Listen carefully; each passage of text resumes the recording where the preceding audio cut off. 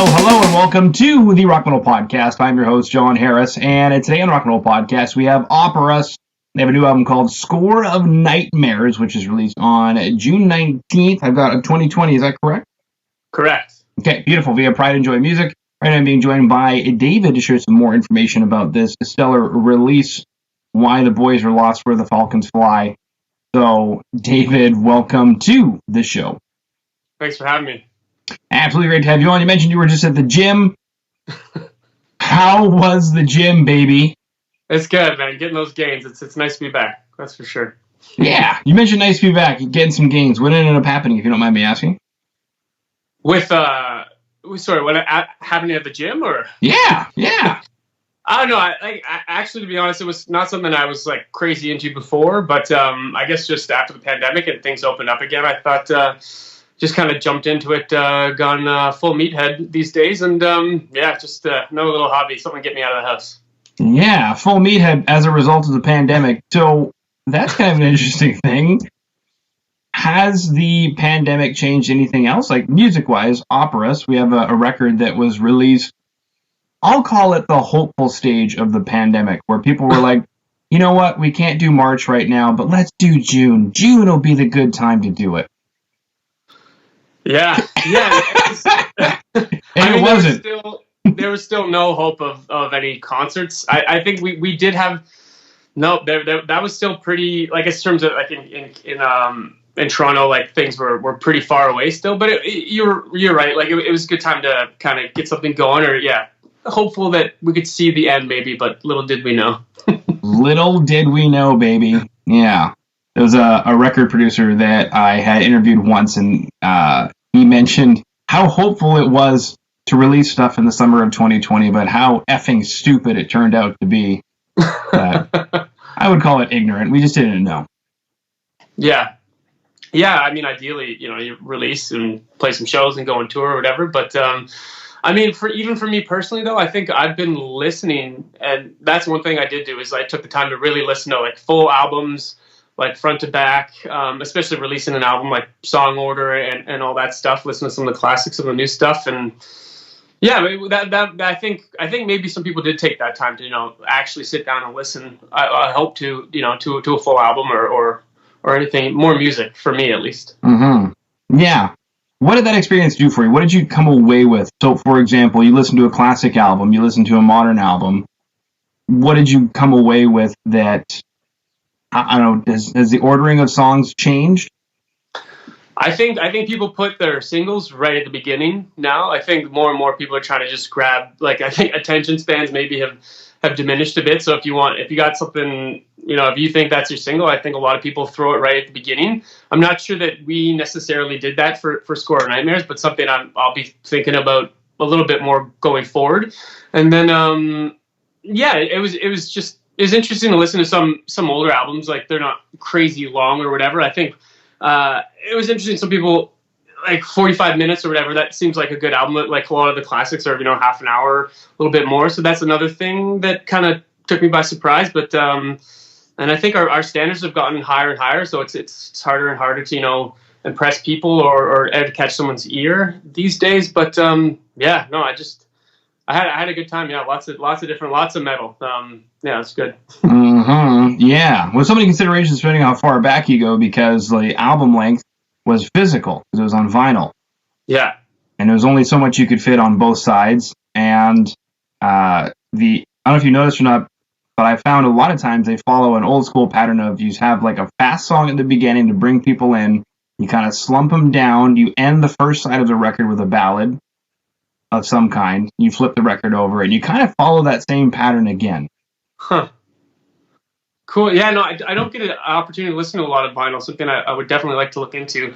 And that's interesting. Yeah, slap them in the face right away, whereas I think a lot of, especially metal albums now, have that intro, like, set the tone with your like instrumental intro, and then like, oh, what's this? And then kick them in the teeth like for the second song. So that's almost the exact opposite, but yeah. Well, CD allowed metal bands to have obnoxiously long intros that we all wish that they would probably just delete from Pro Tools.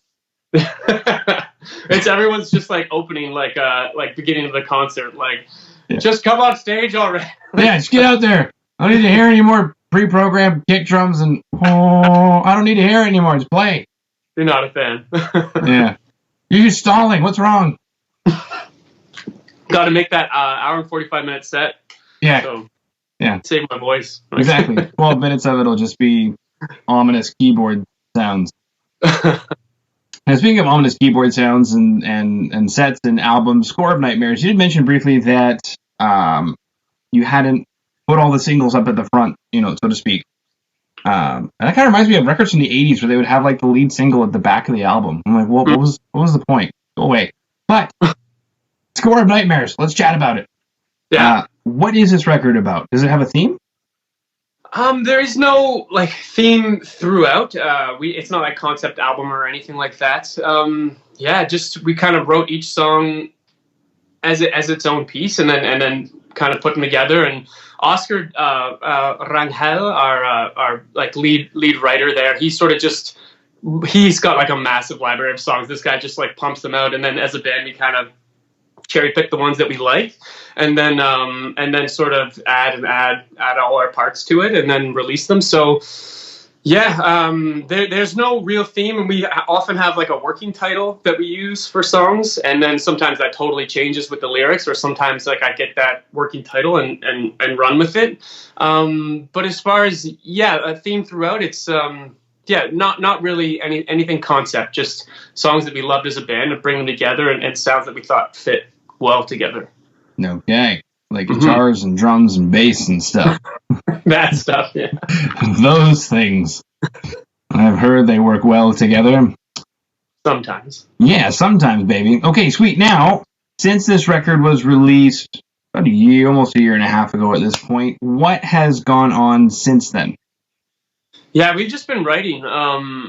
We play by the rules a lot here in Canada. We weren't rehearsing together as a band a lot, so I think we've taken the time to write individually. A lot of the guys have done finished projects that they were working on for years that they never had that time to do. So each one of us individually, I think, took that time to maybe flesh out or finish up a solo project or anything like that. And then now we're kind of working on another album, obviously, get something else going out. So we've just been in the writing process, and and that's been good, and kind of getting back into rehearsing.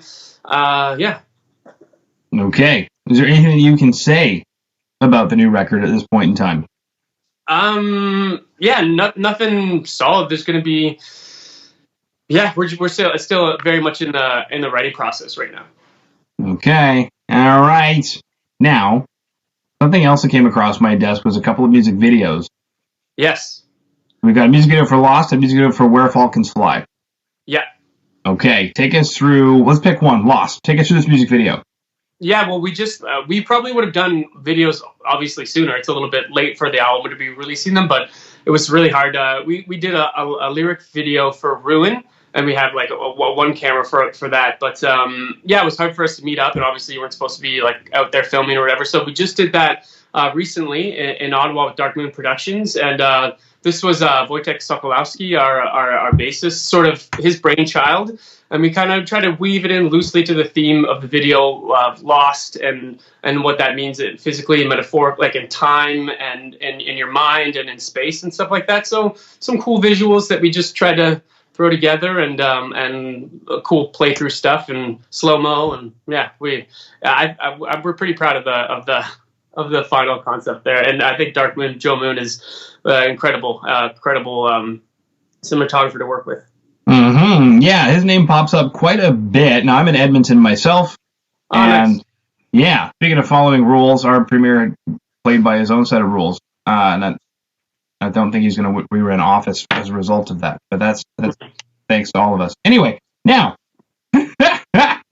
Darkmoon Productions. I hear a lot about that coming out of, you said, Ottawa, yeah? Yeah, Ottawa based. Okay, so I guess my first question is, you're in Toronto. There was nobody else in the big, huge, gigantic epicenter of Toronto that you could have found. You had to go all the way to Ottawa? Well, I think whenever you're filming in Toronto, it's location is always going to be a little bit tricky. Being a cinema hub, people are always want to see permits and all that stuff. And they had a great little farm that we shot on, and like awesome like sound stage, lighting stage. And it just worked out, and we were on a bit of a budget, and like I know his rates are going way up because everybody's trying to work with the guy. So I think we got him at a good time there too, and it worked out well for us, and we loved his his product, and we knew people had worked with like other Toronto bands or Hamilton bands that have worked with him, and we liked the product, and so we pulled the trigger, and we're happy we did. I'm gonna bring out the music video right now. I thought that was a real girl. It's not a real girl, is it? No. It is. It is? It's a real girl? Yeah. Oh. Does it have like an animation thing on it? Okay. No. Just like a filter. Yeah. Okay. Very cool stuff. Yeah, that's Bunny Noir. She was our actor in it. She was really great to work with. Awesome. Beautiful. Okay, now take us through the other music video. Where Falcons Fly. Same production team, Darkmoon? No. Actually, that was Oscar's brother-in-law made that for us. It was really awesome, and it was all done by put me on the spot here, but it's all like tour footage and everything like that. So we all pieced together and from our Hell in Heaven, and when we played Walkin, and it was great. Just kind of tour footage that we liked, and we love the song. This is Vortex Sokolowski's song that he wrote, and it was awesome. Okay, very cool. What's this track about? Where Falcons Fly? Yeah, well, it's Vortex lyrics here and everything like that, and it's I think it's sort of an analogy on like sorry, putting me on the spot here. It's okay.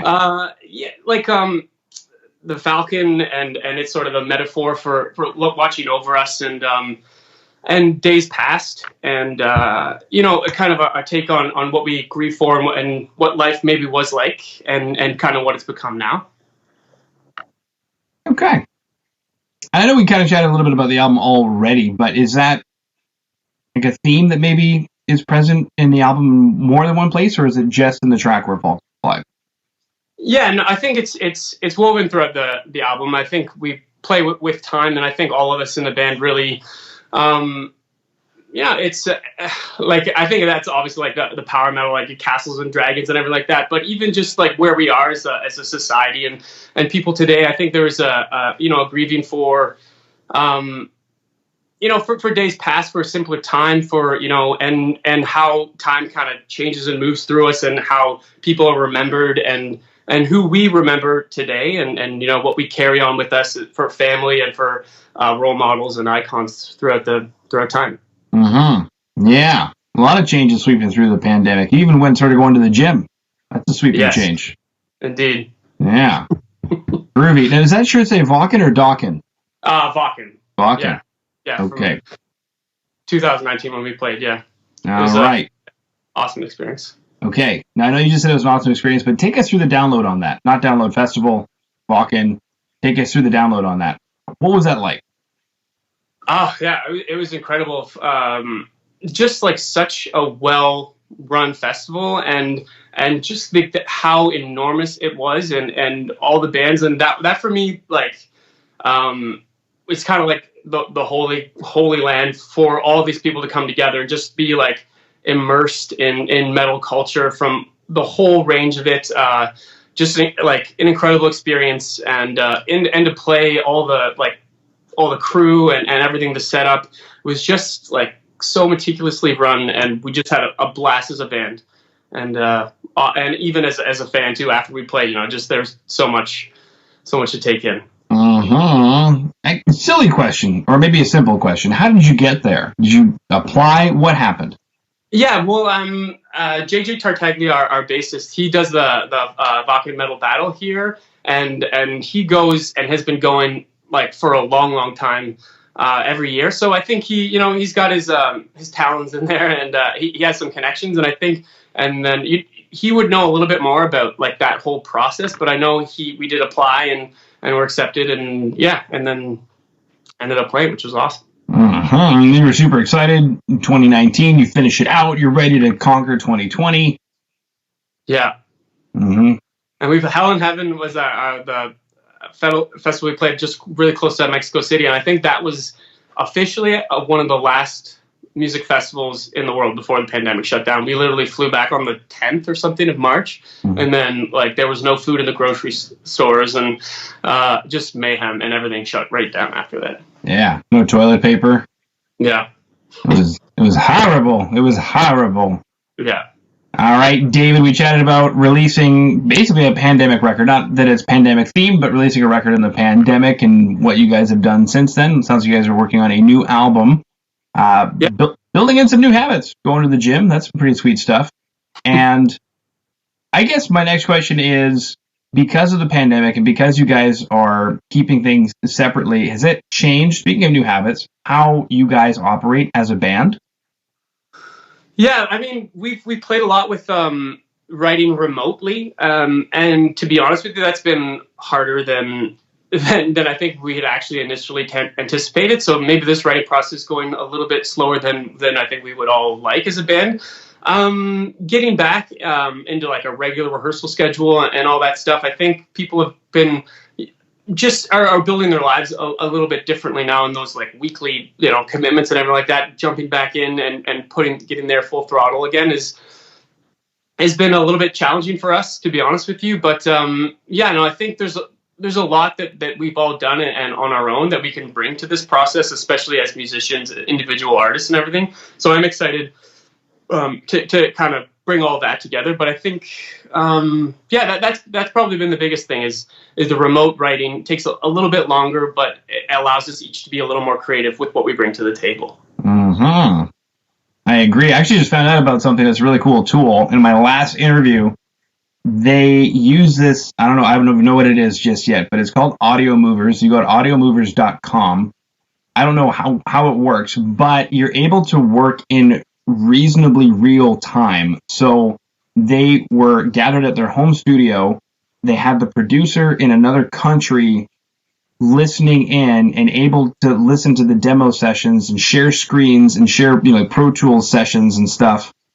And they were able to actually hear audio so fast that even FaceTime couldn't keep up. Huh. And apparently you're able to actually track, like I could track in your Pro Tools session from over here. Cool. Yeah. So I just found out about that, and I'm like, that's crazy. I don't know how they're doing that, but that is, an empowering tool, especially for, bands such as yourselves that are trying to maintain the rules, follow the rules, but keep productive. Yeah, and I think so much, especially in the metal community, it being so global, there's a lot of, and I've just like started to slowly dabble into that, but like a lot of collaboration for people in the UK or in the States, and then like that would be a great tool to sort of work on stuff together, or at least hash out ideas before I sit down and record it myself. So that's interesting. What's that called again? Audio Movers. Okay. Yeah. Sweet. Audiomovers.com. That's what they use. And then we chatted about Darkmoon Productions. Yes. Eric Heitz is the cinematographer, and he did the whole video, and it's Oscar's brother-in-law who did Where Falcons Fly. So he's awesome. He's kind of our head roadie when we and he's come to a lot of tours with us. So he actually brought a drone, and I think we didn't even really we were going to beg for forgiveness on that one. We set it off, and we got some awesome aerial shots at Hell in Heaven, and some other bands were like, hey, can you use that and fly that for us? So he's a tech wizard, and then we were so happy with the product that he gave us for Where Falcons Fly too. Cool. I've heard drones are really loud. Yeah, well, I guess you don't hear it so much when they're super high up and in a metal festival. There's a lot that's going to drown them out. But when I've heard them at the park and stuff, they are pretty loud. Wow. Cool. I've never experienced one. Are they big? They come in different shapes and sizes, but yeah, kind of toy car-ish. Good size. Cool. All right, yeah, so Darkmoon Productions. Then we chatted about a couple of tracks in Lost to Where Falcons Fly, because those music videos are available. The band's website, operusmusic.com. Yeah. What else is there to share, baby? What you got? Yeah, nothing. Just like keep an eye out, and we'll be releasing stuff soon. I think we probably will do a single or two before we release another album. And yeah, keep ears to the ground for upcoming shows and stuff. Nothing I can announce right now, but we will be back on the road soon, and excited to get active and play some of these new songs for the album that people have not even heard yet live. Mm-hmm. Yeah, that's right. And we can have you back on when you got a couple of new singles. We can start chatting about the next promotional cycle. Amazing. Yeah, that'd be great. Mm-hmm. Yeah. So in the meantime, everybody, head over to operusmusic.com where you can stay up to date with everything Operus. We've got the new album Score of Nightmares available everywhere you consume music, and a couple of music videos, Lost and Where Falcons Fly, in the show notes down below for the edited episode that'll be on YouTube, Spotify, Apple Podcasts, that kind of deal. In the show notes, you'll have those links to click, operusmusic.com, as well as the 2 music videos for Lost and Where Falcons Fly. So, David, thank you so much for coming on to the Rock Metal Podcast today. Thanks for having me, John.